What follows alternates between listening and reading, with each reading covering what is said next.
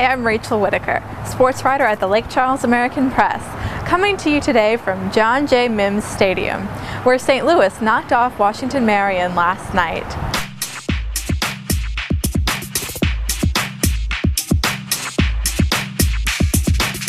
St. Louis jumped out to a 24-0 lead against Washington Marion, but the Charging Indians stormed back in the second half behind 3 touchdowns from Barb transfer Melvin Jones. But it wasn't quite enough, as St. Louis ultimately won the game 31-21. Washington Marion now still hasn't won a district game in 3 years, a span of 13 straight tries. Both St. Louis and Washington Marion now stand at 3-3 in District 4-4A. In Class 5A action, Barb took to the road to take on defending state champion Acadiana, and Kenan Fontenot was at it again, in ridiculous fashion, passing for 391 yards, adding to his 500-yard total from last week against St. Thomas More. And he had help on the receiving end, too, from Trey Quinn and Courtney Galentine, who both surpassed the 100-yard mark in receiving. And it was enough for Barb this time, as they knocked off Acadiana 44-21.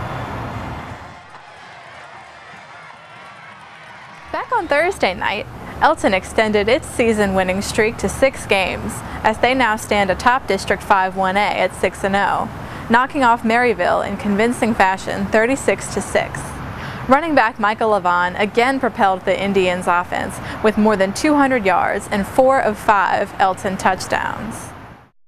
Lake Arthur, though, could not keep its unbeaten streak alive Friday night, as it fell by 1 point, 20-19, against DeQuincy.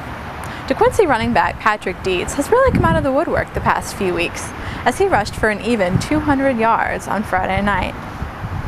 He could really be a good complement to DeQuincy quarterback Jaleel Bridges as the season progresses, and the Tigers have now won 4 straight. The DeQuincy Tigers, that is. And for Lake Arthur, running back Trent Hargrave rushed for more than 200 yards yet again and 3 touchdowns, but it wasn't enough this time around, as Lake Arthur is now 5-1.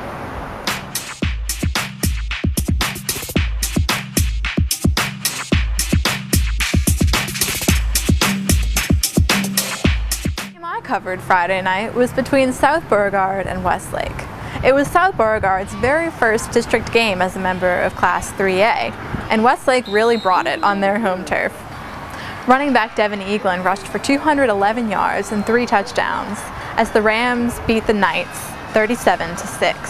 South Beauregard head coach Sean DeMeritt told me after the game that Westlake was just simply the better team Friday night. The Rams limited the South Beauregard running game to just 72 yards rushing, really bottling up their tandem of Joe Leday and Silas Whaley almost all night. 12 of those 72 rushing yards came on a touchdown run from quarterback Zach Brady. The ensuing extra point attempt was blocked, leaving the halftime score at 24-6. The Knights had a chance to put a dent in Westlake's lead in the second half, as they ate up the first 6 minutes of the third quarter, but came away empty, as Brady's pass on 4th and 21 fell 5 yards short, giving the ball back to Westlake and setting the tone for the rest of the game.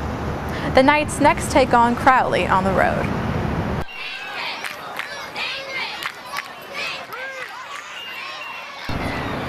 And Crowley came to Iowa Friday night, armed with its biggest offensive weapon in running back Devontae Burke. Earlier in the week, Iowa head coach Sean Richard told me that the defense's #1 objective Friday night was to stop Devontae Burke. But he still seemingly ran almost at will through the Iowa defense, propelling the Gents to a 54-30 victory. And now here's a look at the rest of Friday night's results.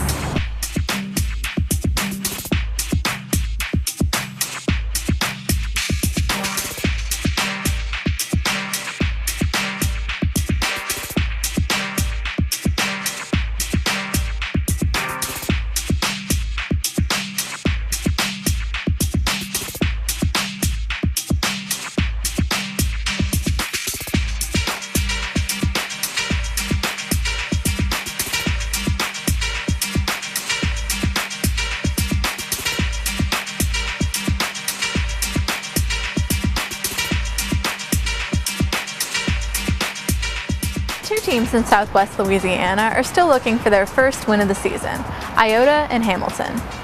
Iota has come close recently, particularly a couple of weeks ago when they lost to Oberlin by just 4 points, 18-14. Iota running back Thomas Morrell has been helping his team's cause, rushing for more than 100 yards the past few weeks, but it just hasn't been quite enough to propel the Bulldogs and new head coach Neil Leger to their first win of the year.